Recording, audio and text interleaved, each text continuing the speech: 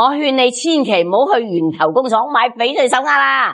因為你一去源頭工廠買翡翠啊，中間商就好難搵食啦。睇睇連依呢度源頭加工廠貨都係自己做㗎，跳過中間商，手鐲嘅定價都係1分錢1分貨。我只不過喺成本價加10個點嘅加工費就得啦。出邊成本價2000，賣你1萬，甚至更加貴。我呢度就賣你2200，就賺個辛苦錢。出邊賣咁貴，你哋都願意接受，咁源頭工廠你哋都可以嚟了解了解。我呢度嘅貨係自己做，所以保 A 保售後，呢個你可以放心。手鐲經過層層加工先會送到我嘅手上，我檢查過冇問題之後先會推薦俾姊妹們睇。先睇呢條飄花手鐲，仲有一抹黃翡，好精緻。再睇睇綠飄花手鐲，同上一條係同一塊料開出嚟嘅，唯一不同嘅係總水比上一條好少少。到呢條白底青手鐲，